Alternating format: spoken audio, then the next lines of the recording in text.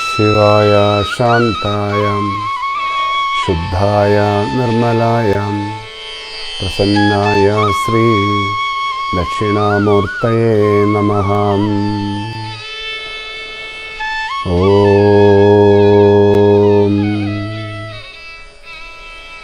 गुरुर्ब्रह्मा गुरुर्विष्णु गुरुर्देवो महेश्वरः गुरु साक्षात् परब्रह्मं तस्मै श्री गुरवे नमः।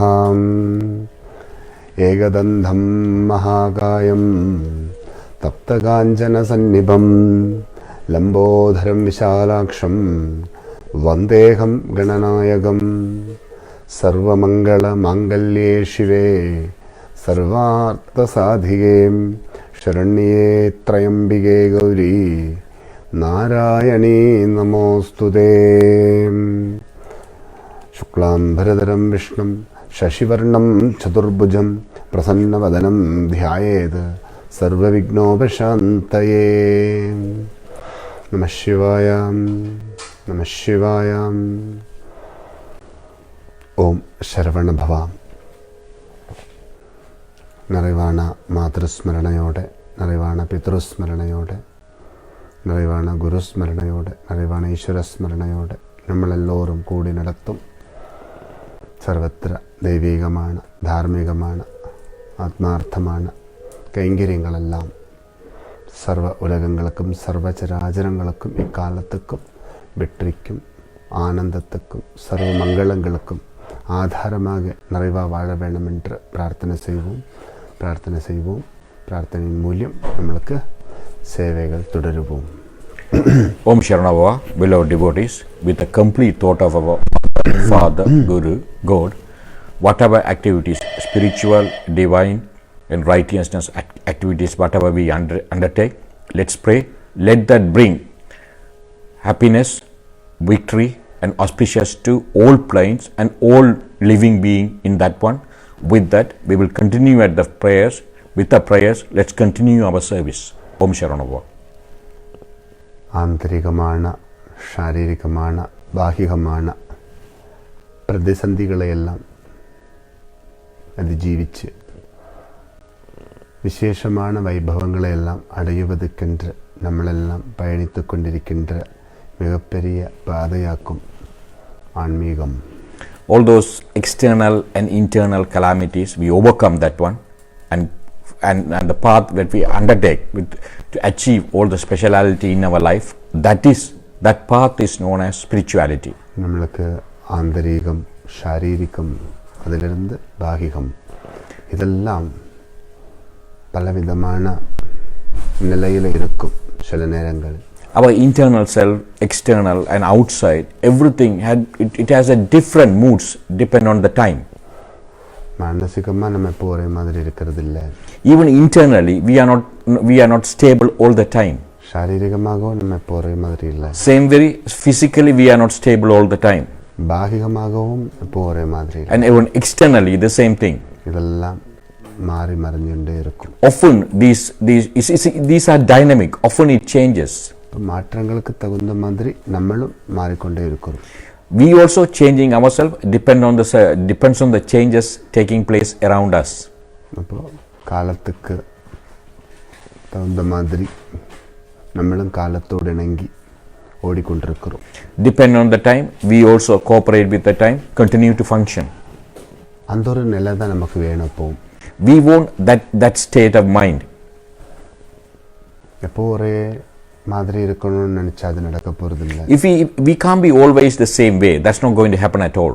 இருக்கும் நிலைமை எப்படி இருக்கோ அந்த நிலைமையிலிருந்து நம்ம வாழ்ந்து காட்டுவதுதான் வாழ்க்கை.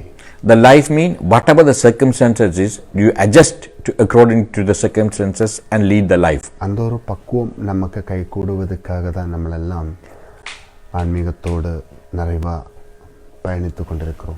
We need the maturity for that one. So that is the reason we adapted the spiritual path.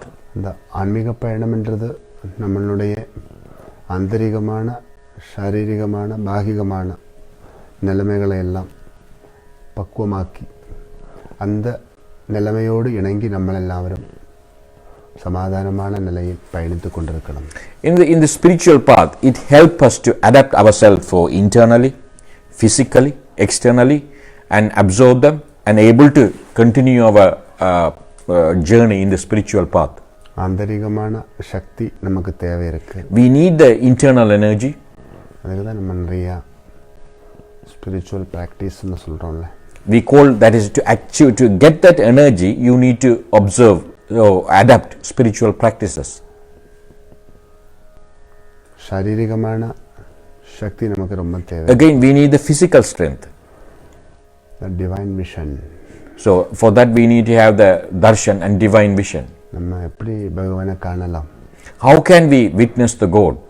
Or how can we have the darshan of the God? ஆந்தரிகமான சக்தி நிறைவாக இருக்கும்போது அது சாரீரிகமாக தெரியும்.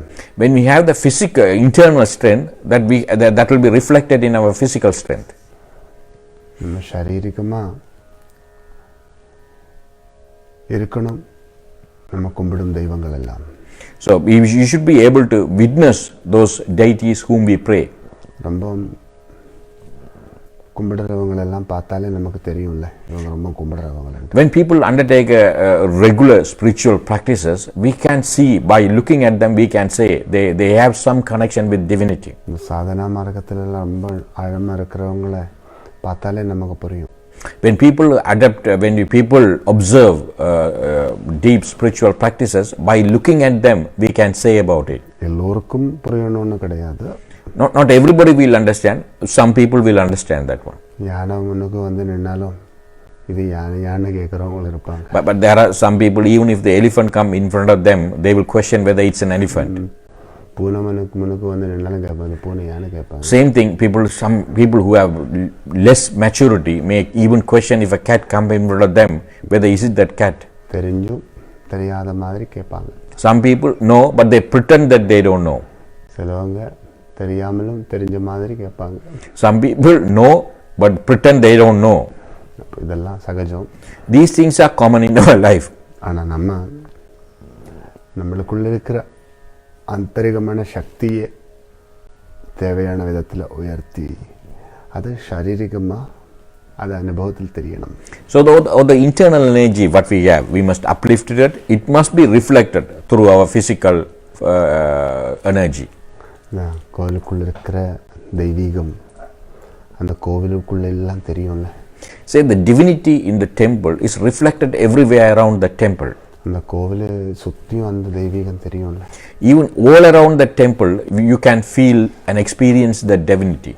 ஒரு கோவிலுக்கு நெருக்கமாக இருந்தாலே அந்த தெய்வீகம் நமக்கு கிடைக்குது. Even if you have a close connection with the temple, you have that divinity. அப்போது அந்த கோவிலுக்குள்ளே இருந்தால் அந்த தெய்வீகம் ரொம்ப நமக்கு அனுபவிக்கக்கூடியதாக இருக்கு. Because if we are associated with the temple or inside the temple, we are able to enjoy that divinity. இன்னும் கொஞ்சம் அந்த கர்ப்பகிரகத்துக்கு பக்கத்தில் போனீங்கன்னா அந்த கர்ப்பகிரகத்துக்குள்ளே தரிசனம் பண்ணி கொண்டிருந்தீங்கன்னா இன்னும் நமக்கு நிறைய அனுபவம் கிடைக்குது. If you go closer to Sanctum Sanctorum, if you witness the deity in the Sanctum Sanctorum and pray, that you will have further experience. கர்ப்பகிரகத்துக்குள்ளே இருக்கிற அந்த தெய்வீகம் அந்த கோவில் முழுமையாக இருக்குது. அந்த கோவிலை சுற்றி இருக்குது. அந்த தெய்வீகத்தை யாரெல்லாம் நினைச்சுட்டு இருக்கிறோமோ அங்கெல்லாம் இருக்கு. So the divinity in the deity of the Sanctum Sanctorum, that's there in the Sanctum Sanctorum, that's around the temple and outside perimeter everywhere, and whoever who think about that deity, that divinity will be reflected in them also. ஆந்தரிகமான அந்த சக்தி அது சாரீரிகமாக தெரியணும், அது பாகிகமாக தெரியணும். That internal force must be reflected in our body and also it must be visible externally. நம்ம வாழும் சரீரத்திலும் நம்ம வாழ்க்கைக்காக தேர்ந்தெடுக்கின்ற ஸ்தலங்களிலெல்லாம் அந்த சக்தியோட மகிமை அனுபவிக்கக்கூடியதாக இருக்கு. We should be able to enjoy that divine energy in our body as well as wherever we live. ரொம்ப அந்த தெய்வீகத்தை சேவித்து சாதிச்சவங்களெல்லாம் எங்கே இருந்தாலும் அங்கெல்லாம் ஒரு விசேஷமான ஒரு அனுபவம் கிடைக்குதில்ல.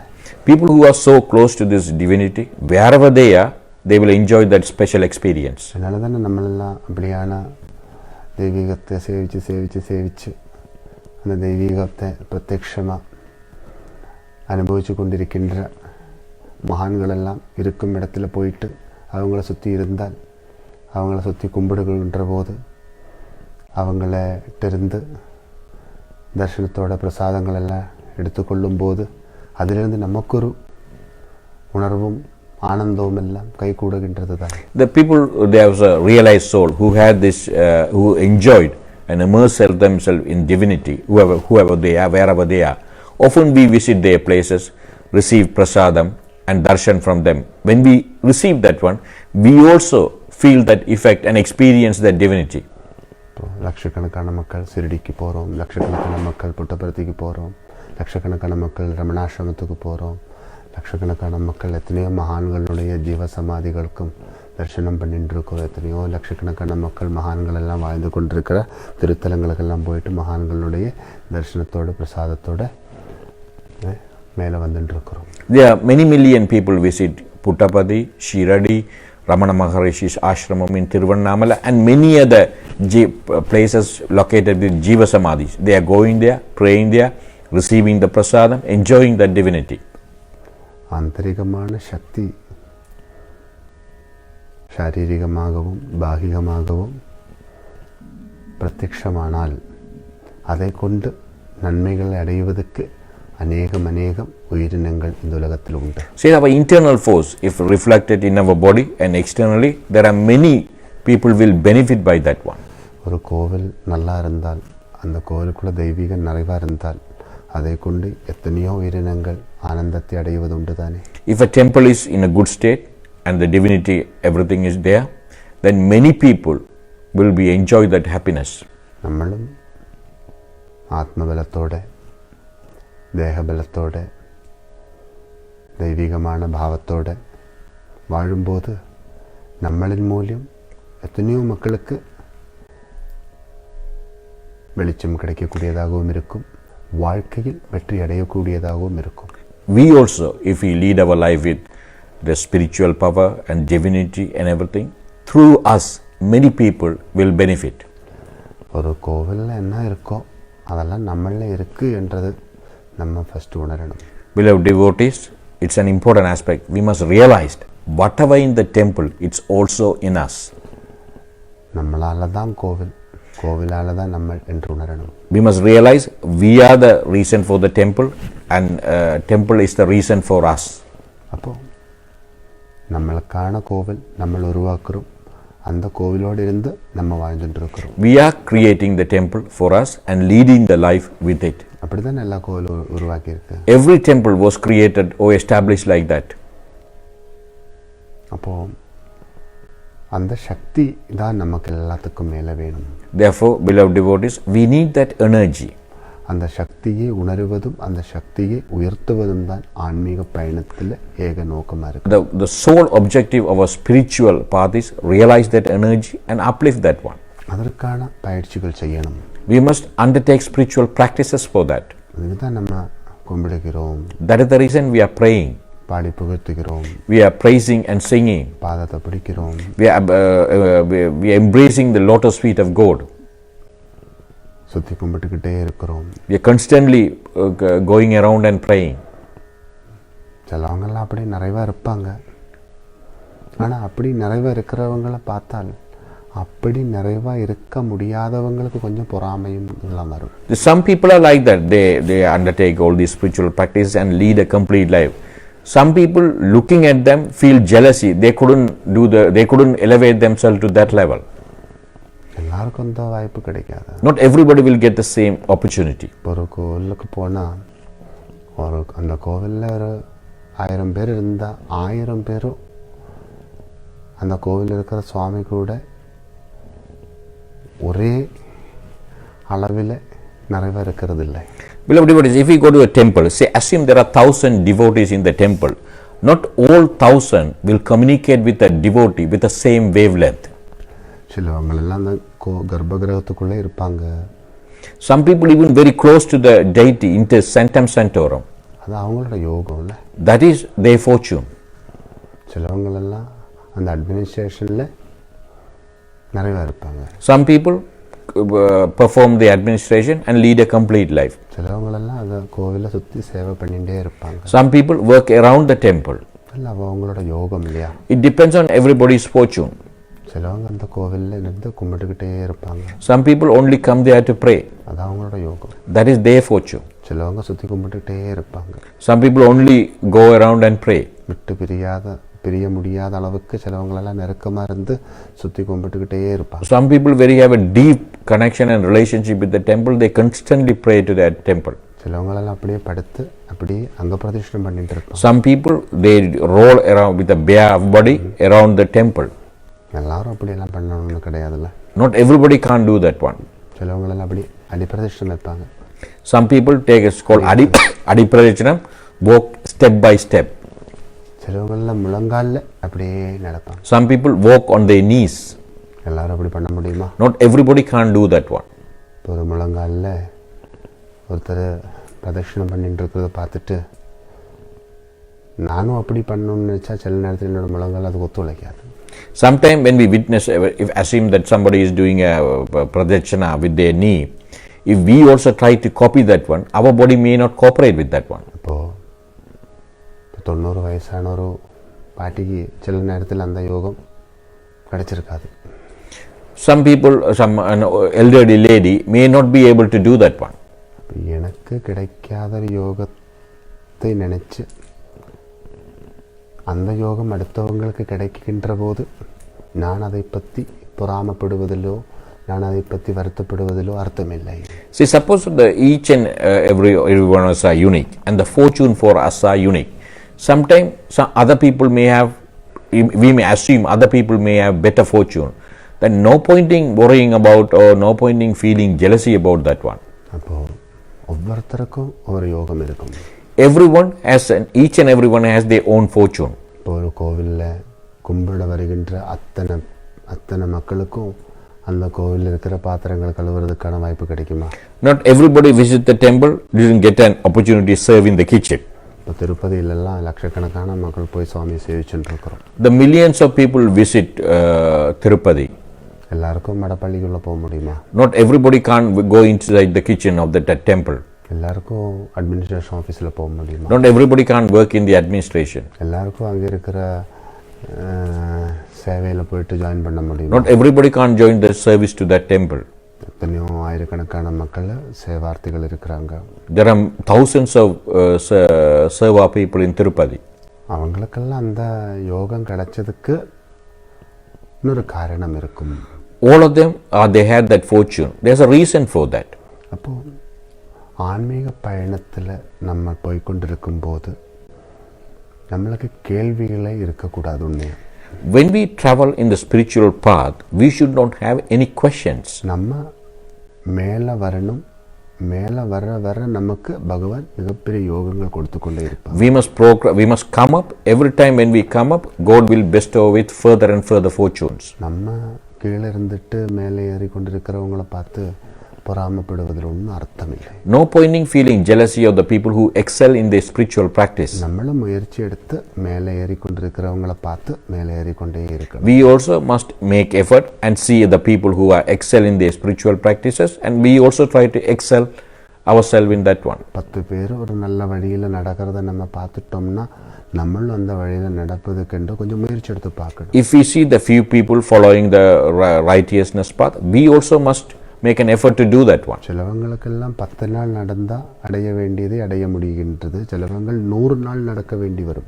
Some people are so fortunate, if they work 10 days, they will get whatever they want. But some people may have to work 100 days. ஏன்னா 90 நாள் பூர்வ ஜென்மத்தில் நடந்திருப்பாங்க.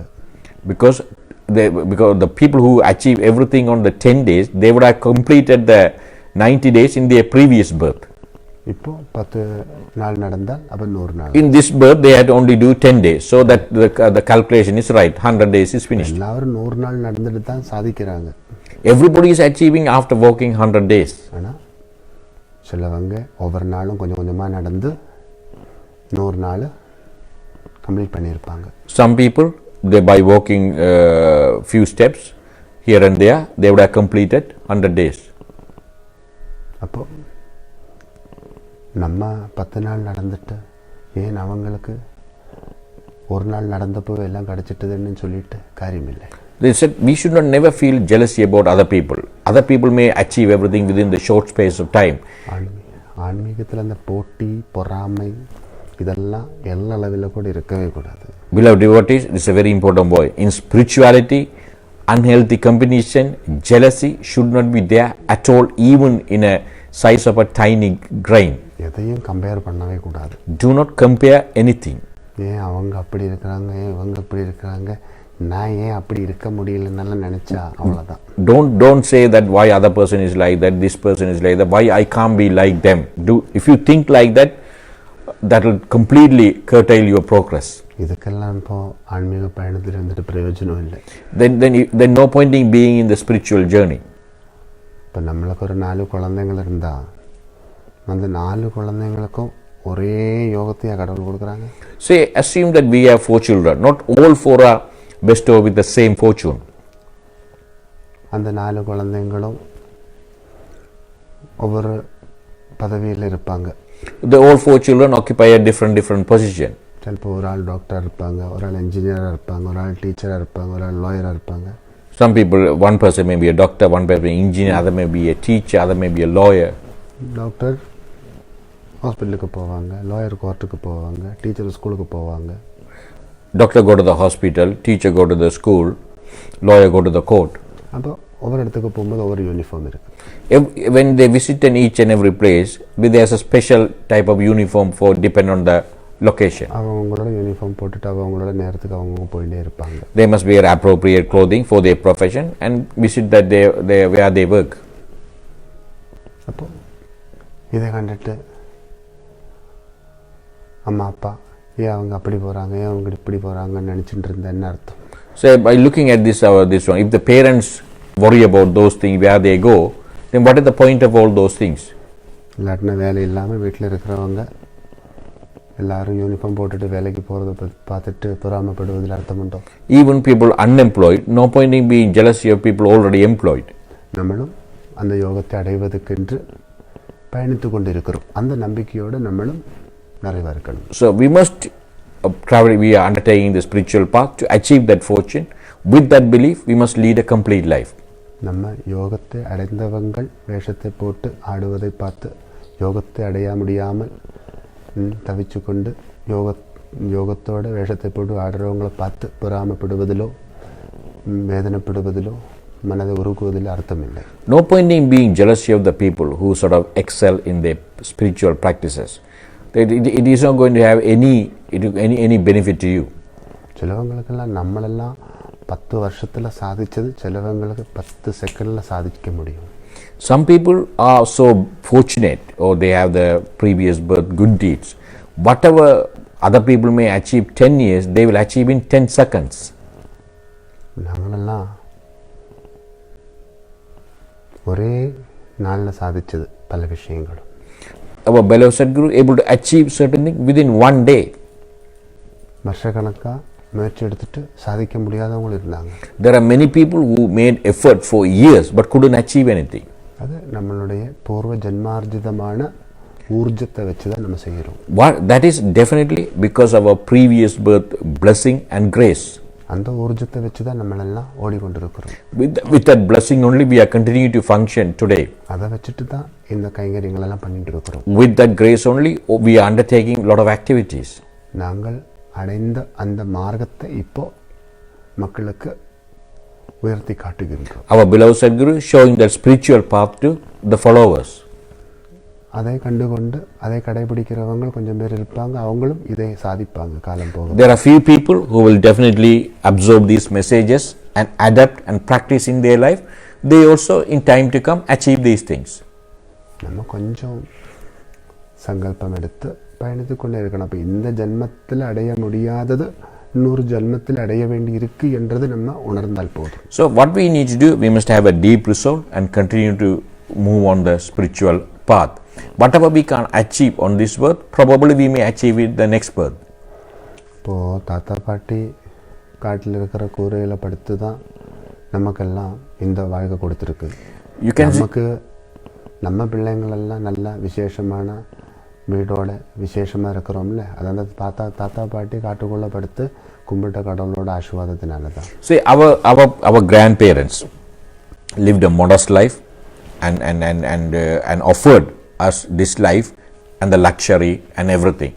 Our children are enjoying that one, all because they have the humble life and the blessing of the God. இப்போ நமக்கெல்லாம் சின்ன வயசில் கிடைக்காததெல்லாம் நம்ம குழந்தைங்களுக்கு இந்த சின்ன வயசில் நிறையா கிடைக்குது. You can see many things we were not fortunate to have.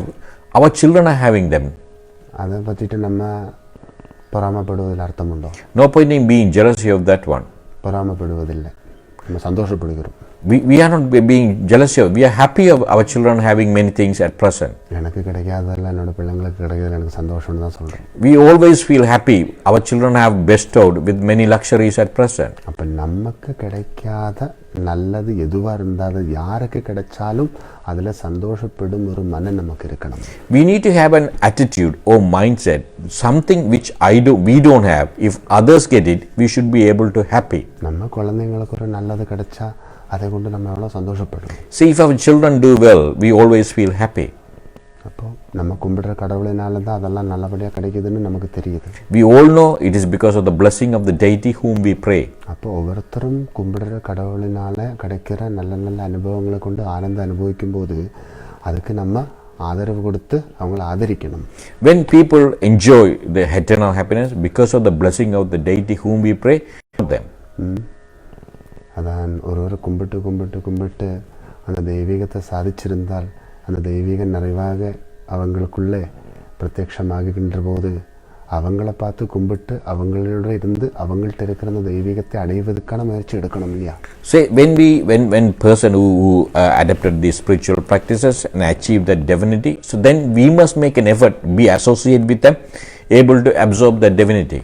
இப்போ நம்மளெல்லாம் ஆன்மீக பயணத்தில் இருக்கும்போது சேவிச்சு கொண்டே இருக்கணும். சேவிச்சு கொண்டே இருக்கும்போது சேவிச்சு கொண்டு இருக்கிறவங்களை பார்த்து சந்தோஷப்படணும். அவங்களுக்கு அந்த வாய்ப்பு கிடைச்சிருக்கு, நம்மளுக்கும் அதுக்கு மேலே வாய்ப்பு கிடைக்க வேண்டியிருக்கு. அதற்கான பணிகள் நம்ம பண்ணிட்டு இருக்கிறோம் என்ற ஒரு நிறைவான உணர்வோடு நம்ம இருக்கணும். Beloved devotees, when we are in the spiritual path, we must have a realization that people who excel in these things, they are fortunate, and I also in time to come will fortunate. I also will have many opportunities to excel in the spiritual path. எனக்கு சுற்றுவதற்கு யோகம் இருக்கோ இல்லையோ, சுற்றி கொண்டு இருக்கிறவங்களை பார்த்து ஏன் அவங்க சாமியை சுற்றி கொண்டு இருக்கிறாங்கள் என்று கேட்குவதில் அர்த்தம் இல்லை. See, I don't know whether we don't know whether we have the fortune to rotate around the temple and pray, but no point in questioning people who have that fortune and practicing that one. இப்போ பகவான் ஸ்ரீகிருஷ்ணன் அவதரித்த காலத்தில் துவாபரயுகத்தில் பகவான் ஸ்ரீகிருஷ்ணாவோடையே சுற்றி திரிஞ்சவங்க அநேகம் உண்டு. When Lord Krishna was on this earth, there are many people with him at that time. மதுரையில் இருக்கிற எல்லோருக்கும் அந்த வாய்ப்பு கிடைக்கல. Not everybody in Madura didn't get that opportunity. துவாரகையில் இருக்கிற எல்லாருக்கும் அந்த வாய்ப்பு கிடைக்கல. Not everybody in Dwaraka didn't get that opportunity. பிருந்தாவனத்தில் இருக்கிற எல்லாருக்கும் அந்த வாய்ப்பு கிடைக்கல. Not everyone in Brindavan get that same opportunity. உலகத்தில் இருக்கிற எல்லாருக்கும் கிடைக்கல. Not everybody in the world didn't get that one. இப்போ நம்ம வீட்டில் சுவாமியாரை வச்சுருக்கிறோம். அந்த சுவாமியாரையில் போய்ட்டு சாமியை கும்பிட்டுட்டு சாமியை நமஸ்காரம் பண்ணிவிட்டு அந்த ஆசீர்வாதத்தோட வேலைக்கு போகிறதுக்கு எல்லாருக்கும் வாய்ப்பு கிடைக்குதா? Even we have a prayer room at home. Even before we commence anything, do we visit the Swami room and pray and seek the blessing? Or do we have that fortune? சில நேரத்தில் வீட்டில் சாமியாரையில் நம்பிக்கை இல்லாதவங்களும் இருப்பாங்க. There are many people who don't believe in the prayer room at their home. அதே வீட்டில் அந்த சுவாமியாரை தான் வாழ்க்கை என்று நினச்சி கொண்டிருக்கவங்க இருப்பாங்க. In the same house, there are somebody who will spend most of the time in the prayer room. இதுக்கெல்லாம் நம்ம இப்போ காரணம் என்னன்னு தேடி போனால் அதுக்கு காரணம் நம்ம கண்டுபிடிக்க முடியும். If you are trying to seek the reason for that one, you will never find the reason for that. இதெல்லாம் நம்ம பிறக்கும்போது பிறவியோடு இருக்கின்றது. All these things came with when we took birth as and attached as the fortune. சிலவங்களுக்கு அதை கொஞ்சம் கண்டுகொள்ள முடியும், அதை கொஞ்சம் உணர்த்தி உயர்த்த முடிகின்றது. Some people able to realize that one, then uplift and show that one. அவங்களுக்கு அந்த பூர்ணமான நிலை அடைய முடிகின்றது. They should be able to reach that complete state. இப்போ ஒருவருக்கு அந்த நிலையை உணர்வதற்கோ அந்த நிலையை அடைவதற்கோ வாய்ப்பு கிடைக்கலன்னு சொல்லி அவங்கள நம்ம குறையாகவும் சொல்லக்கூடாது. See, suppose if somebody didn't get those opportunity, we should not look down upon them. சாமி நிறைவாக சேவிப்பதற்கும் சாமியோடு இருந்து வாழுவதற்கும் வாய்ப்பு கிடைச்சவங்க அந்த வாய்ப்பு கிடைக்காதவங்களை பற்றி குறை சொல்லுவதோ இல்லாட்டினால் அந்த வாய்ப்பு கிடைக்காதவங்களை பற்றி கிடைக்காதவங்களை கவலைப்படுத்துவது ஒன்றும் அர்த்தம் இல்லை. அதெல்லாம் தப்பு. The people who have the fortune should not look down upon the people who don't have the fortune or who can't practice, who can't undertake spiritual practices. They should not or ill-treat them. கோவிலை சுற்றியும் உலகம் எல்லாம் நிறைவா இருக்கின்றது. The deity in the temple, it's in the temple, around the temple, it's all over the world. கடவுள் யாரையும் தூரத்தில் வச்சுக்கல. The God never kept anybody further away. எல்லாருக்கும் ஒவ்வொரு யோகத்தை கொடுத்து அந்தந்த வழியில் வாழ வச்சுட்டு இருக்கிறோம். He gave a fortune for each and everyone. He gave a fortune and created a path for them. அப்போ சாதிச்சவங்களுக்கு நான் சாதிச்சது யாருமே சாதிக்கலைன்னு சொல்லுவதுக்கும் அனுமதி இல்லை. சாதிக்காதவங்களுக்கு எனக்கு எதுவும் சாதிக்க முடியல, எல்லாமே மற்றவங்க சாதிச்சிட்டாங்கன்னு சொல்லுவதிலும் அனுமதி இல்லை. Say no. The important thing is people who achieved in spiritually, they have no permission to say that I achieved, and people who didn't achieve anything can't be jealousy of the people who already achieved those things. They also don't have permission to think or say about that one. ஆன்மீகம் என்ற ஒரு வேஷத்தை நம்ம போட்டுட்டோம்னா அதன் மூலம் ஏதாவது ஒரு நன்மையை நம்ம அடையணும்னு ஒரு சங்கல்பம் நமக்கு இருந்தால் அதை அடைவதற்கு நம்ம நிறைய விஷயங்கள் படிக்கணும். Beloved devotees, if we decided to undertake a spiritual path, then obviously we must have a resolve and able to update our knowledge in depth. ஆன்மீகம் என்றது ஒரு வேஷம் கிடையாது, அது ஒரு வாழ்க்கை. The spirituality is a way of life. அதுதான் வாழ்க்கை. That is life. அது சும்மா ஒரு வேஷம் போட்டுட்டு நம்ம ஒரு கூட்டத்துக்குள்ள போயிட்டு ஆடுவது கிடையாது. It is not just having sort of it is not a pretend thing. It is a real thing. வாழ்க்கை அதுக்குள்ளே இருக்கு, வாழ்க்கைக்கான அதுக்குள்ளே இருக்கு, வாழ்க்கைக்கு மேலும் அடைய வேண்டியது அதுக்குள்ளே இருக்கு. Our life in that spirituality, whatever necessary for that life also in that spirituality, whatever necessary, whatever the above the life also that is in that spirituality. அதுக்குள்ளே இருந்து வாழணும், அதுக்குள்ளே இருந்து வாழ்க்கைக்கானதை எல்லாம் அடையணும். We must live within spirituality. Whatever necessary for the life also, we must get it from spirituality. எதையெல்லாம் அடைந்திருக்கின்றோமோ அதை கொண்டு ஆனந்தத்தை அடையணும். Whatever so far we achieved, with that we need to reach eternal happiness. இதுதான் ஆன்மீக பயணத்தினுடைய ஆந்தரிகமான கருத்து. This is the concept of internal concept of spirituality. நம்ம இப்போ ஏன் படிக்கிறோம்? Why are we studying now? வேலை கிடைக்கணும்ன்றதுக்காக. To have a profession. ஏன் வேலைக்கு போறோம்? Why are we having a profession? வாழ்க்கைக்கானதெல்லாம் கிடைக்கணும். But to acquire what is necessary for the life. வாழ்க்கைக்கானதெல்லாம் ஏன் கிடைக்கணும்? Why do we need all the necessities for the life? அப்பதான் மானாபிமானத்தோட சமூகத்துல வாழலாம். Then only we can lead a life with honor and respect. ஏன் சமூகத்துல மானாபிமானத்தோட கூடி வாழணும்? Why do we need honor and respect in society? அப்பதான் நம்ம குலம், நம்ம குடும்பம், நம்ம குழந்தைங்களுக்கெல்லாம் மதிப்பு மரியாதை கிடைக்கும். Then only our clan, our family, children will have the honor and respect. நோக்கம் இருக்கு பாத்தீங்களா? Everything has an objective. ஒன்றும் சும்மா யாரும் பண்ணல. Nobody doing anything for nothing. நான் சும்மா படிச்சுட்டு இருக்கேன் அப்படி சொல்றோம்னா. No one say I am just studying. நான் சும்மா வேலைக்கு போறேன்னு சொல்றோமா. No one say I am just going to work. ஏதோ ஒரு நோக்கம் இருக்கு நமக்கு. Everyone has an objective for each and every activity. எந்த வேஷம் நம்ம போட்டாலும் அந்த வேஷத்துக்கு ஒரு நோக்கம் இருக்கும். Whatever the disguise or whatever we do, each and everyone have an objective. ஆன்மீகம் என்ற ஒரு வேஷம் நம்ம போட்டா அதுக்கு ஒரு காரணம் இருக்கு. If we adopt spirituality, there's a reason for that. வாழணும், வாழ்க்கைக்கானதை எல்லாம் அடையணும், அடைந்ததை கொண்டு ஆனந்தத்தை அடையணும். We want to live whatever necessary for the life, we must achieve that one. With that we need to reach the eternal happiness.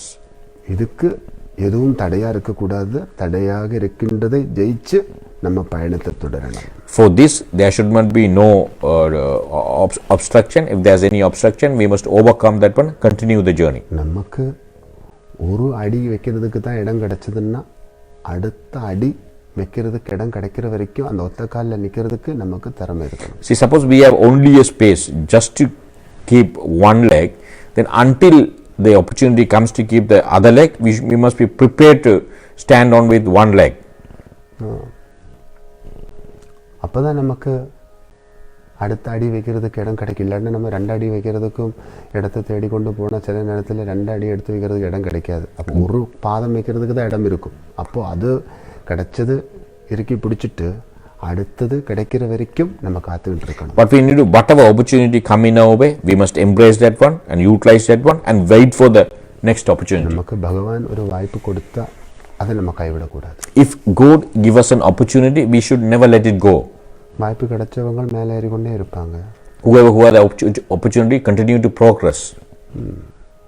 அப்போ நம்மளும் அந்த வாய்ப்பு கிடைச்சவங்களோட கொஞ்சம் பழகி எப்படி அவங்களுக்கு அந்த வாய்ப்பு கிடைச்சதுன்னு கூட கொஞ்சம் படிச்சிட்டோம்னா நமக்கும் கிடைக்கிற வாய்ப்பு எடுக்கிறதுக்கு கொஞ்சம் மனம் அனுகூலமாக இருக்கும். So what we need to do, we must find out people who are already in the spiritual path, understand how they get those opportunity, and then we should be able for us also to adapt these spiritual practices and get these fortunes.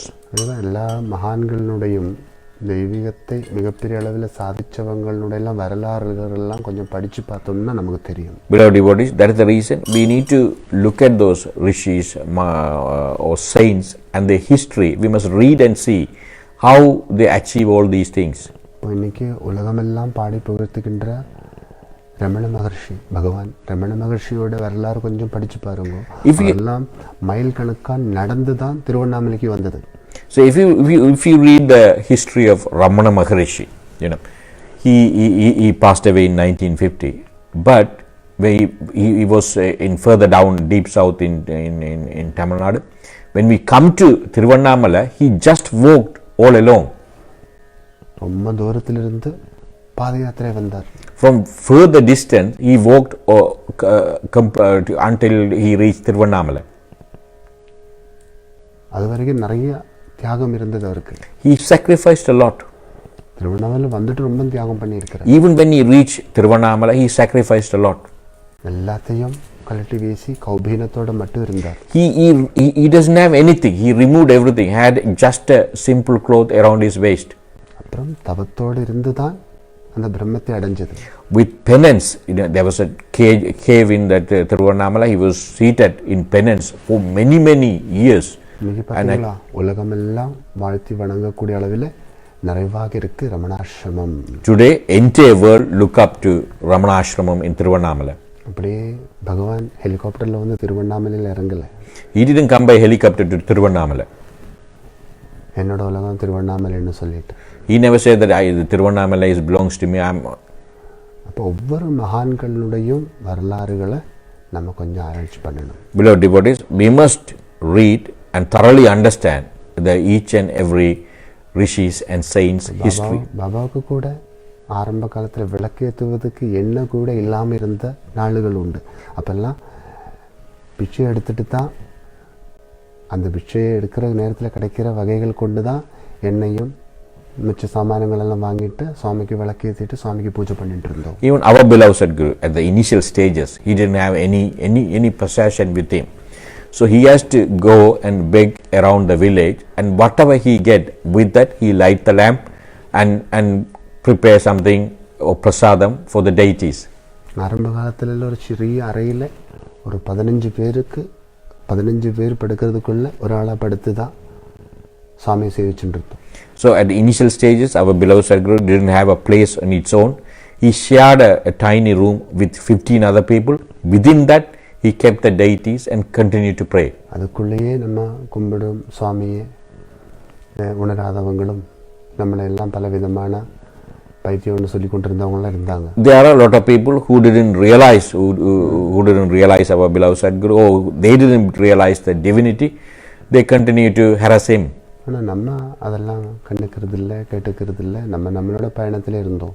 He ignored all of them and he continued to travel on his path. அப்புறம் ஒரு வாடகை வீட்டில் இருந்து தான் இந்த சரவண பவ மடாலயமே நாமகரணம் பண்ணினது. Then he moved on to a rented house. At that time, he created the institution Om Sharanabhava Madalayam. நம்ம ஒன்றும் சரவண பவ மடம் மைசூர் பேலஸில் இருந்து ஆரம்பிக்கல. So he didn't start that Sharanabhava from the Mysore palace. ஒரு குடிசையிலிருந்து ஆரம்பிச்சு. It has a humble beginning. அப்போ எல்லா மகான்களுடையும் வரலாறுன்னு ஒரு அநேகம் உண்டாகும்.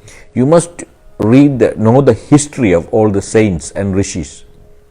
பல உலகத்தையும் சுற்றி தான் நம்மளெல்லாம் இந்த வேஷத்தை போட வேண்டி வந்திருக்கு. They have to undergo many things. Finally, they adapt the current form. பல விதமான பேர்களும் கேட்க வேண்டி வந்திருக்கு. They had many challenges, many bad names before they come to this stage. இப்பெல்லாம் சரவண பாபான்னு வாழ்த்துகின்ற போது அந்த காலத்தில் பைத்தியம்னு சொல்லிட்டு நிறைய பேர் வாழ்த்தி இருக்கிறாங்க. Nowadays people look up our Sadhguru with the honor and respect. Once upon a time people thought he is a mad fellow. ஏன் பைத்தியமானு கூட கேட்டவங்க உண்டு. Some people ask, are you mad? அப்போ இந்த மாதிரி எல்லாம் நிறைய வரும். These things will come. எல்லாத்தையும் நம்ம எடுத்துக்கொள்ளணும். We must absorb it and overcome it. எல்லாமே சேர்ந்தது தான் தெய்வம். The God mean it has an embodiment of positive as well as the negative. எல்லாமே சமமா பார்க்க முடியணும். We must be able to see everything equally. கும்பிடுறவங்க மட்டும்தான் சரி, கும்பிடாதவங்களெல்லாம் சரியில்லைன்னு நம்ம சொல்லக்கூடாது. We should never say people who pray only right and people who didn't pray are wrong. அதான் சாமி சொன்னேன், உணர்ந்தவங்கள் உயர்ந்து வருகின்றதை பார்த்து வாழ்த்துவதும் உணர்ந்து வர முடியாதவங்கள் அநேகம் உண்டு, உணர்ந்து வர முடியாமல் தவிச்சு கொண்டிருக்கிறவங்களை கிண்டல் பண்ணுகின்றதும் அர்த்தமில்லை. So that is the reason our beloved Sadhguru say, when people who realized and uplift themselves and progress, we must praise them and wish them. Same way, people who don't have that fortune, we should not look down upon them. ஆன்மீக பயணத்தில் நம்ம வந்துட்டோன்னு ஆன்மீகம்னாலாம் நமக்கு கொஞ்சம் தெரியணும் ஆன்மீகம்னா என்னன்னு. At least we must have some understanding about what is spirituality. அதுக்கு நிறைய படிக்கணும். For that you must read a lot. சும்மா 1000 பேர் விழுந்து கும்பிட்றத பார்த்து நம்மளும் விழுந்து கும்பிட்டுட்டு நானும் ஆன்மீகவாதின்னு சொல்றதுல அர்த்தம். We should not follow other people like sheep, just to follow the crowd. That is that, and then say I am a spiritual person. No, that has no meaning. கொஞ்சம் நம்ம அண்டர்ஸ்டாண்ட் பண்ணணும். We must understand these things. ஆராய்ச்சி பண்ணணும். We must do some research about it. அதான் பாபா அடிக்கடி சொல்கிறோம், நம்ம இப்போ ஒரு தெய்வத்தை வணங்குகின்ற போது அந்த தெய்வத்தோட மூல மந்திரமாவது நம்ம தெரிஞ்சு வச்சுக்கணும். When we pray to a particular deity, at least we need to know some mantras about the deity.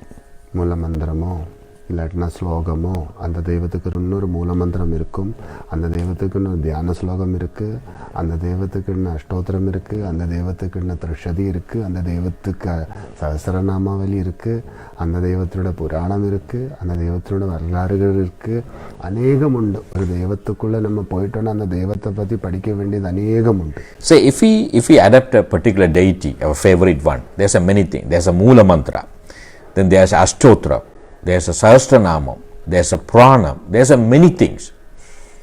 ஒரு கோவிலை காணுவதுக்கும் கோவிலில் இருக்கிற அந்த சிலையை காணுவதுக்கும் அங்கே இருக்கிற மகிமைகளை காணுவதுக்கும் கண் இருந்தால் போதும். So if you to witness a temple, witness the deity and see what is around the temple, if you have the eyesight, that's more than enough. அதை உணரணும்னா ஒரு மனம் வேணும். If you want to realize, you must have a mindset. அதை பற்றி படிக்கணும்னா கொஞ்சம் புத்தி வேணும்.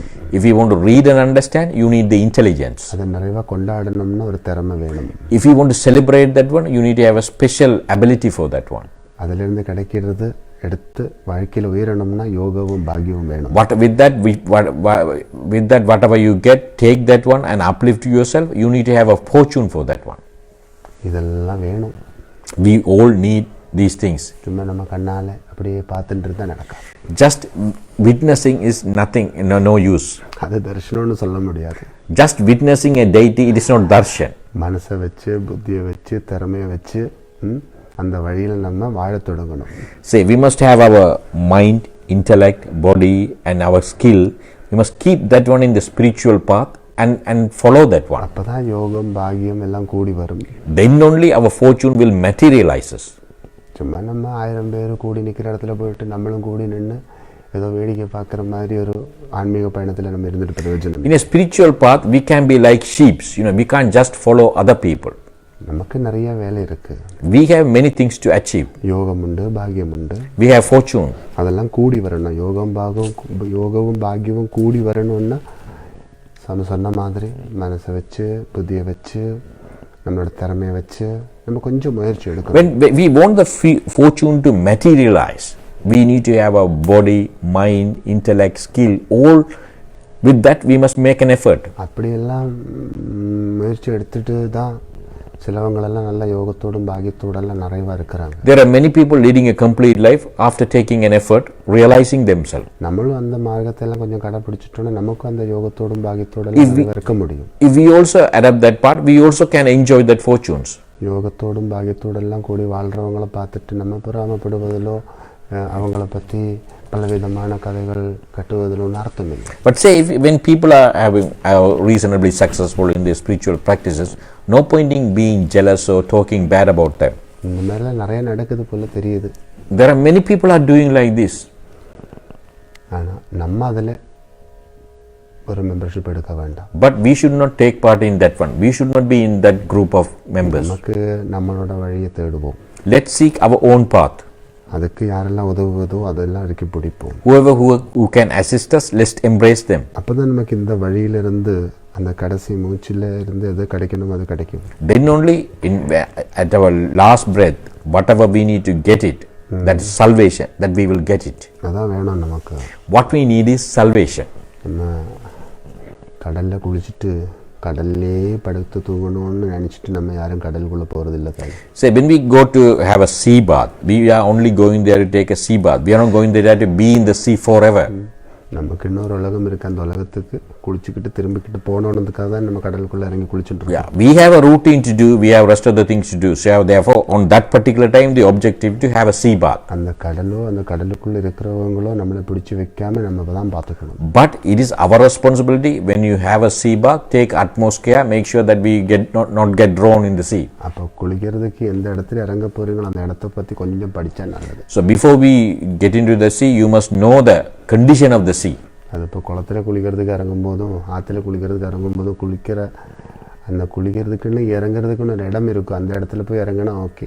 அதை ஏதாவது ஒரு இடத்துல போய் இறங்கிட்டு ஏதாவது முதலையோட வாயில போயிட்டு காலை போட்டு கொடுக்காது. Sometime in the river and the tank, if you take a bath, it's often there's a particular places designated to have a bath.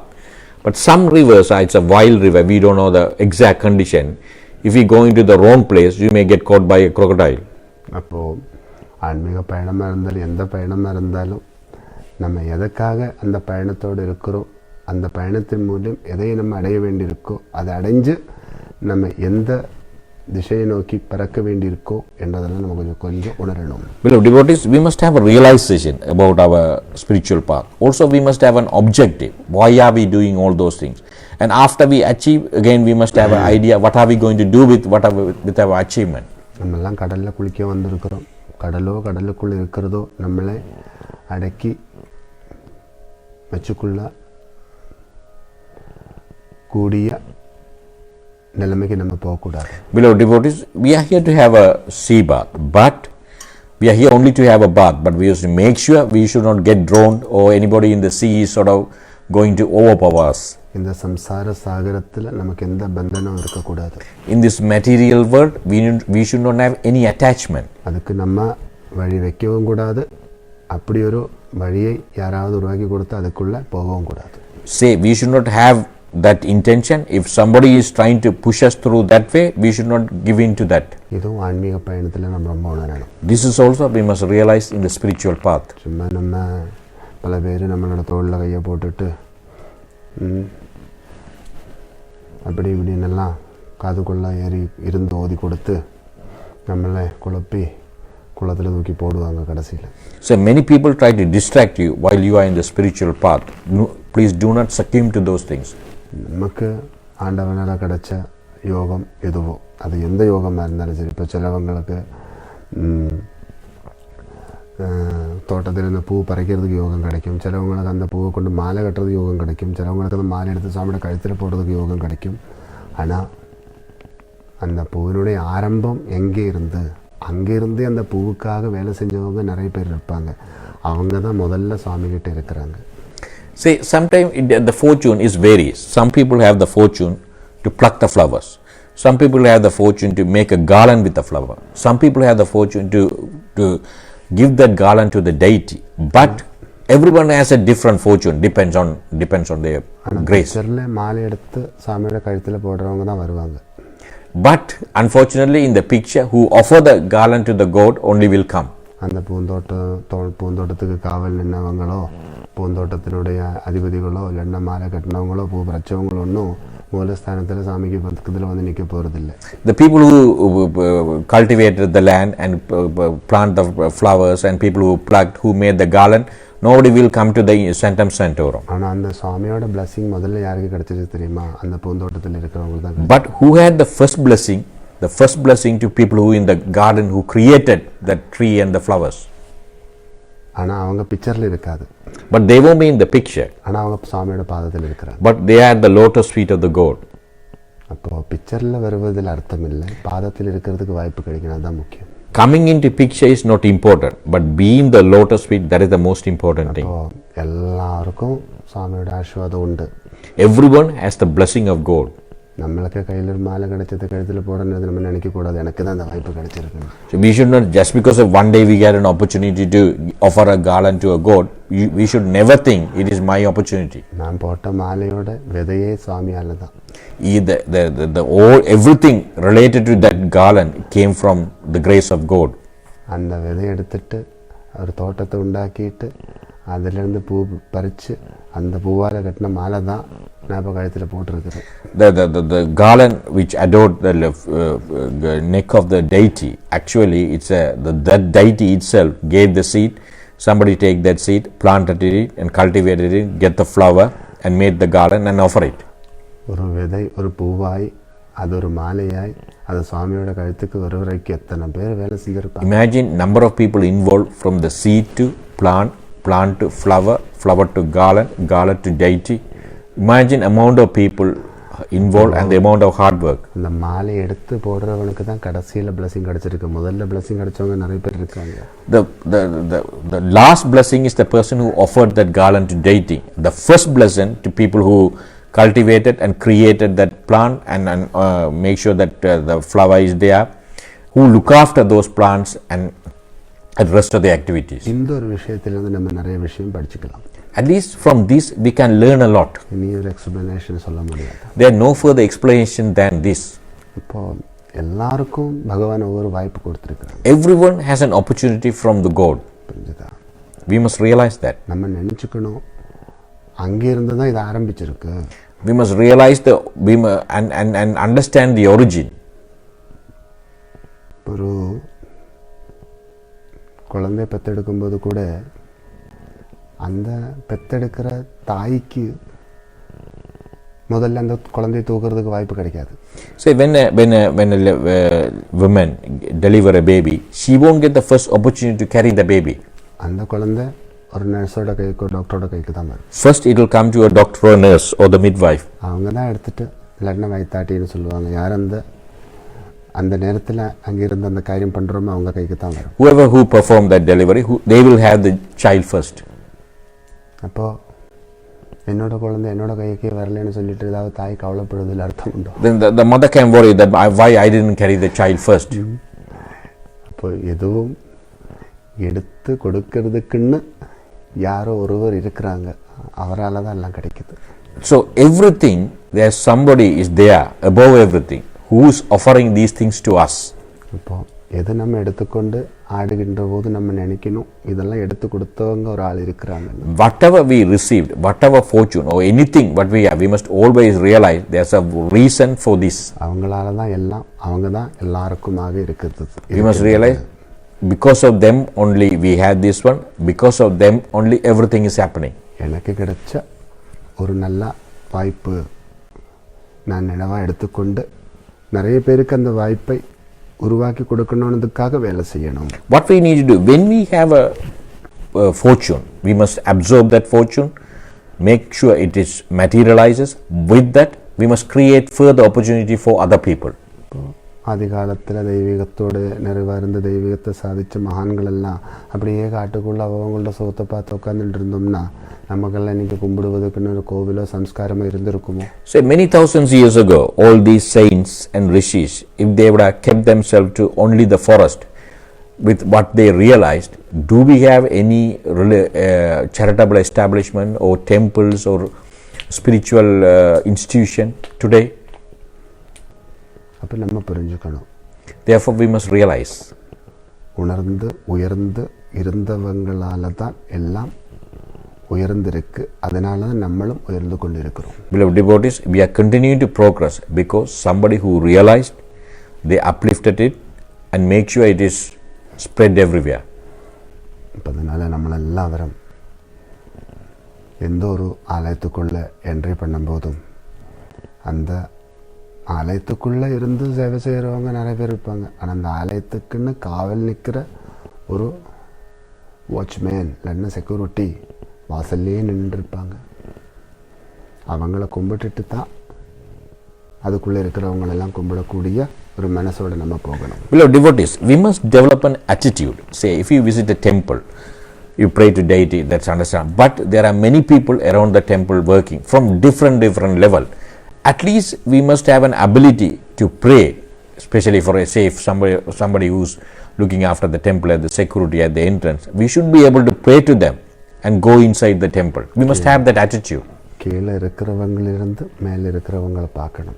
We must see the people at the bottom, then only we can see the people at the top. மேலே இருக்கிறவங்களிலிருந்து கீழே இருக்கிறவங்களை பார்த்தா கீழே இருக்கிறவங்களும் சரியா தெரியாது. But it should not be other way around. If we start from the top, then we won't be able to see anything at the below. கீழே இருக்கிறவங்களிலிருந்து மேலே இருக்கிறவங்களை பார்த்தா மேலே இருக்கிறவங்களும் சரியா தெரியும். But if we see from the bottom, then whatever on the top we can see without any difficulty. எல்லாரும் கீழே இருந்து தான் மேலே வந்திருக்கிறாங்க. Everything progress from bottom to top. இந்த கீழே இருந்து மேலே வந்திருக்கப்போ கீழே இருக்கிறவங்களிலிருந்து நம்ம மேலே இருக்கிறவங்கள உணரணும். So what we need from the people below, we must realize what is on the top. சாதுவை சேவிக்கணும், சிவனை சாதிக்கணும். We must pray to the ordinary people. We must pray to the people, then achieve the Lord Shiva, the auspiciousness. மானவ Seva, Madhava Seva. The service to people is service to God. Madhava Seva, மானவ சேவான்னு சொல்ல. It didn't say other way around. Service to God, service to people. மாதவனை சேவிச்சு மானவனை சேவிக்கணும்னு சொல்ல. மானவனை சேவிச்சு மாதவனை. But he say first you need to serve people, then God. சாதுவை சேவிக்கணும், சிவனை சாதிக்கணும். You must pray to the people and achieve the auspiciousness. சாதுவை சேவிக்கிறவங்க உணரணும், சிவனை சாதிச்சதுனால தான் சாதுவை சேவிக்கிறோம். When we pray to people, you must realize all this is possible because you have the blessing of Lord Shiva. மேலும் சாதித்த சிவனை சாதிப்பதற்கென்றே நான் சேவைகள் செய்கின்றேன்.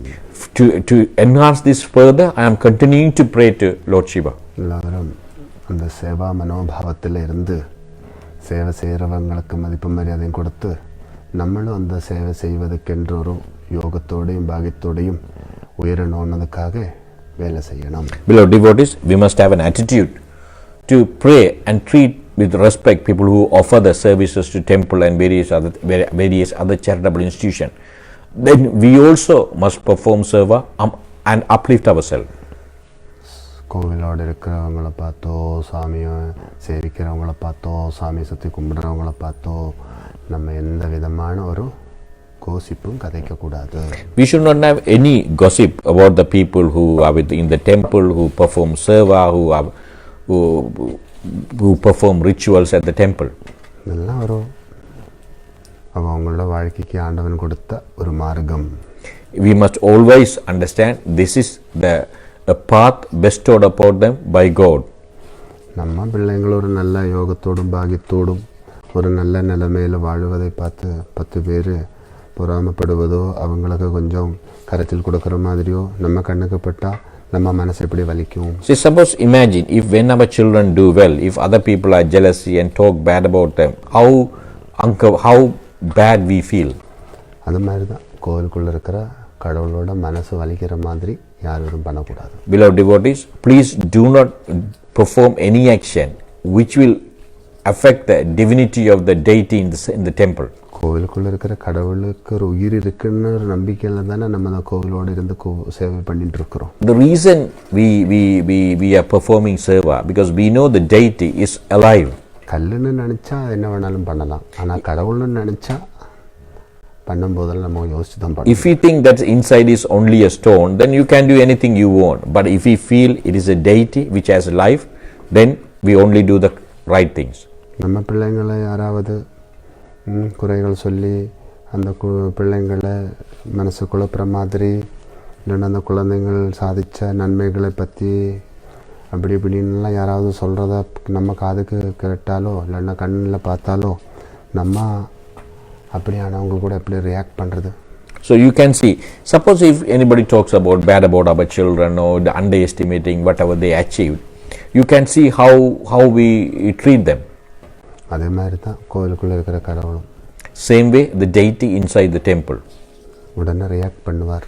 He will react immediately. ஆனால் சடன்லி பண்ண மாட்டார், சில நேரத்தில் கொஞ்சம் லேட்டாக பண்ணுவார். Sometime he won't do it immediately, he will wait for an appropriate time. நம்ம குழந்தைங்களில் நம்ம எவ்வளோ அக்கறை வச்சுருக்கிறோமோ அதே மாதிரி தான் கோவிலுக்குள்ளே இருக்கிற கடவுள் எல்லாவரிலையும் அக்கறை வச்சுருக்குறாங்க. Beloved devotees, we must understand this concept. We love our children, we take care of them. Same way the deity in the temple, he loves all the devotees and take care of all the devotees. நம்ம குழந்தைங்களை நம்ம யாருக்காவது விட்டு கொடுப்போமா? Will we let go of our children to anybody? No. நம்ம விட்டு கொடுத்து பேசுவோமா? So we are always proud of our children. We always talk well about them. நம்ம குழந்தை சாணியில் போய் குதிச்சுட்டு சாணி மணக்குதா இருந்தால் நம்ம என்ன சொல்லுவோம்? இல்லை சந்தனம் தான் மணத்துட்டுருக்குன்னு சொல்லுவாங்க. Even if our children do something wrong and we still adamant and justify what they did is right. சாணி யாரும் காட்டாத சீக்கிரமே குளிச்சுட்டு வான்னு சொல்லுவோம். Often we say, okay, you made a mistake, quickly go and rectify. பார்த்தீங்களா நம்ம குழந்தைகள் மேலே எவ்வளோ அக்கறை வச்சுருக்கோம். You can see how care we are taking on our children. இதே மாதிரி தான் கோவிலுக்குள்ளே இருக்கிற கடவுள். Same way the deity inside the temple. அதுக்கு மேலே கடவுள். The deity is above us. யாரையும் விட்டு கொடுக்க மாட்டோம். The deity, we will never let go of anybody. எல்லாம் கடவுளோட சொந்தம். Everything belongs to the deity. Paramasivan அப்படி தானே? Lord Paramashivan is always like that. அந்த மாதிரி தான் எல்லா கோவிலுக்குள்ளே இருக்கிற கடவுளும். Same way every deities are like that. கடவுள் என்று நினைத்து அந்த உணர்வோடு நம்ம யாரை கும்பிட்டுக்கிட்டு இருந்தாலும் அவங்க அப்படி தான் இருப்பாங்க. Say if we see anybody and treat them with the feeling that they are God, then they will be seen as that way for us. அதனால் ஆன்மீக பயணத்தோடு தெய்வீகமான வைபவங்களோடு தார்மீகமான பணிகளோடெல்லாம் சத்தியமாக நிறைவாக இருக்கிறவங்களை எப்போவுமே நம்ம ரொம்ப ஆதரிக்கணும். நிறைவான ஆதரவுகள் கொடுத்து நிறைவான ஆனந்தத்தை கொடுத்து அவங்களெல்லாம் மேலும் மேலும் அந்த பணியில் நிறைவாக வாழ வைக்கணும். அதுக்குள்ளே நம்மளும் இருந்து நம்மளும் அந்த பணியில் முழுகி பயணித்து கொண்டே இருக்கணும். Beloved devotees, whoever who are truthfully in spirituality, divinity and righteousness, we must cooperate them, we must support them. We also try to be in that path.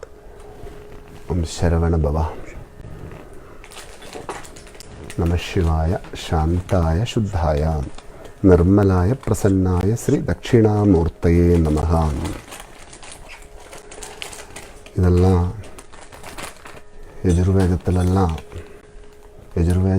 இதை எடுத்து கூறியிருக்கு. இதெல்லாம் இப்போ பாபா அவங்களுக்கு உணரக்கூடிய அந்த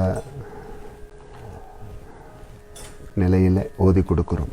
இதெல்லாம் வேதங்களிலும் வேதாந்தங்களிலெல்லாம் சொல்லியிருக்கு.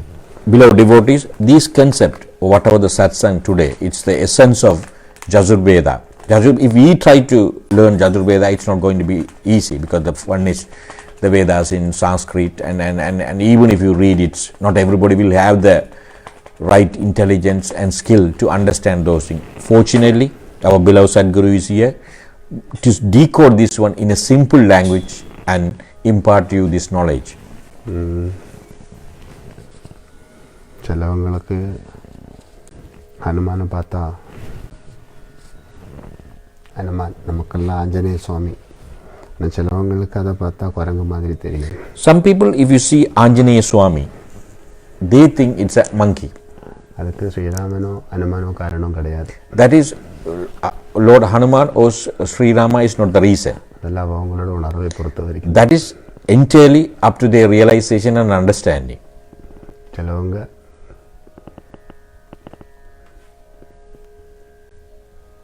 அந்த குரங்கை கடவுளாகவும் பார்ப்பாங்க.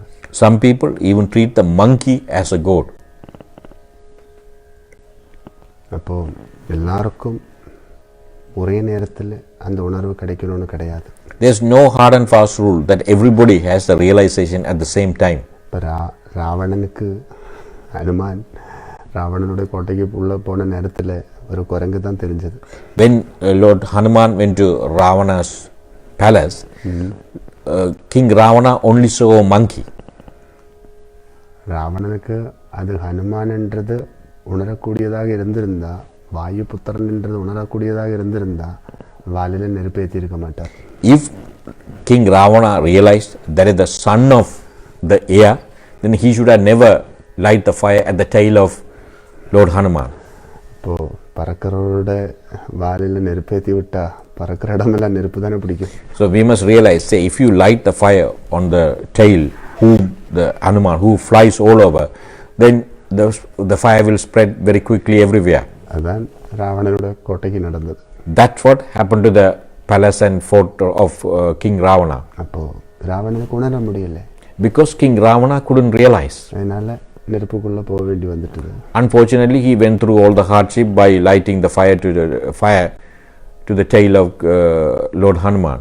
ஆனால் சீதைக்கு உணரக்கூடியதாக இருந்தது. But Sita able to realize that one. இது ராமன் அனுப்பின தூதன் என்று உணர்ந்தார். She realized this is the person who Sri Rama sent. இப்போ சீதாவோட புத்தியும் ராவணனோட புத்தியும் வித்தியாசமாக இருக்கு. So you can see the intellect of Sita and King Ravana are both are totally different. சீதையும் ஆழமான உறவு பகவானில் வச்சிருக்கு, ராவணனும் ஆழமான உறவு பகவானில் வச்சிருக்கு. Both King Ravana and Sita both have deep relationship with God. ராவணனும் சிவபக்தன் தான். King Ravana is a Shiva devotee. சீதையும் ராமலயத்தில் வாழ்கின்ற ஜீவன் தான். Again Sita who resides in the heart of Lord Rama. அப்போது அந்த புத்தி வித்தியாசம் இருக்குது பார்த்தீங்களா? But you can see the difference in the intelligence. சிலவங்கள்லாம் இப்படி இருப்பாங்க. Some people are like that. இதெல்லாம் பார்த்துக்கிட்டு ஹனுமான் கவலைப்படுவதில்லை. But Lord Hanuman never worry about these things. அதான் பக்தி. That is known as devotion. நம்மளோட வேலையை பார்த்துக்கணும். We must continue to progress on what we do. நம்ம எதற்காக வந்திருக்கிறோம் அந்த வேலையை முடிச்சுட்டு நம்ம போய்கொண்டே இருக்கணும். We must know our objective, complete that objective and continue our journey. Hanuman மாதிரி சிரஞ்சீவியா வாழணும். Like Hanuman, we must lead the life forever and ever. சத்து போகாம சதா சிவனா இருக்கணும். Without losing the energy, we must always be in the presence of Sadashivam. ஓம் சரவணபவா. இப்போது நம்ம எல்லாரும் நிறைவாக கும்பிடுவோம். ஸ்ரீ புவனேஸ்வரி அஷ்டோத்திர மகாமந்திர சேவையும் ஸ்ரீ சுப்பிரமணிய சுவாமி அஷ்டோத்திர மகாமந்திர சேவையெல்லாம் நிறைவாக செய்வோம். இந்த ஆன்மீக பயணம் ரொம்ப நல்லா இருக்கட்டும். Beloved devotees, let our spiritual journey continue to flourish. நம்மளெல்லாம் கொஞ்சம் இம்ப்ரூவ்மெண்ட் வேணும் லைஃப்பில். We must improve in our life. சும்மா நம்ம மண்ணில் போய் படுத்த அந்த மண்ணு மணக்குள்ள நம்ம மேலே. See, suppose if we are at the wrong place, all the wrong thing will get attached to us. இப்போ நம்ம இந்த ஆன்மீகத்துக்குள்ளே போய் குளிக்கும்போது அந்த ஆன்மீகத்தோட அந்த ரசம் நம்மளில் தெரியணும்ல. But when we adapt a spirituality, that our attitude must reflect that one. அந்த ஆன்மீக ரசம் தான் தெய்வீகம்னு சொல்கிறது. The essence of spirituality is known as divinity. அதான் பாபா முதல்ல சொன்னேன், ஆந்தரிகமான சக்தி சாரீரிகமாக தெரியணும், பாகிகமாக தெரியணும். The internal energy must be reflected physically and around us. நம்மளில் இருக்கிற அந்த தெய்வீகமான பக்தி நம்ம வீட்டுக்குள்ள ஒருத்தர் வந்தால் அந்த வீட்டை பார்த்தாலே தெரிஞ்சுக்கணும். Because of a divinity, when somebody visit our house, they should be able to feel it by looking at us. அந்த வீட்டுக்குள்ளே இருக்கிறவங்களுடைய நடைமுறைகளெல்லாம் பார்த்துக்கொண்டு அவங்க புரிஞ்சுக்கணும் இவங்க ரொம்ப தெய்வீகமாக இருக்கிறாங்க. When they look at the characteristics of the people in that household, they must realize these people are attached to divinity. அப்போ தான் நம்ம கும்பிடுற தெய்வத்துக்கு மரியாதை. Then only the deity whom we pray will be respectful. இல்லாட்டினா வந்துட்டு ஏறி இருக்கிறவங்க சொல்லுவாங்க, என்னத்த தெய்வத்தை கும்பிட்டுட்டு என்ன பிரயோஜனம்னு கேட்பாங்க. So then other people will come, but at the point of praying. அப்போ அது யாருக்கு மரியாதை இல்லாமல் போகுது? கும்பிடும் கடவுளுக்கு தான். Then you can say we are degrading the deity whom we are praying. அப்போ அதனால் நம்மளெல்லாம் கும்பிடும் கடவுளுக்கு மரியாதை கிடைக்கிற மாதிரி நடைமுறைகளை இறுக்கி பிடிச்சா நல்லது. Beloved devotee, therefore we must conduct ourselves in such a way that will bring respect and honor to the deities whom we pray. സ്വഭാവത്തിലും സമ്പത്തിലെല്ലാം இந்த தெய்வீகத்தை நம்ம காட்டி கொடுக்கணும். In our attitude and in our context, we must show that divinity to other people. സ്വഭാവம் சம்பத்தெல்லாம் தெய்வீகமாக வச்சுக்கணும். Our attitude and the context must be always divinity. வாழ்க்கையிலும் நம்ம தெய்வத்தை காட்டி கொடுக்கணும். நமக்கு இருக்கிற வசதிகளிலும் நம்ம தெய்வத்தை காட்டி We must show the divinity in our life and also must show the divinity with the facilities which we have. அப்பதான் நம்ம கும்பிடும் கடவுளுக்கு ஸ்தானம் உண்டு. Then only there's a place for the deity whom we pray. அப்பதான் தர்மம் வாழும். Then only the righteousness continue to flourish. ஓம் சரவண பவா. இப்போது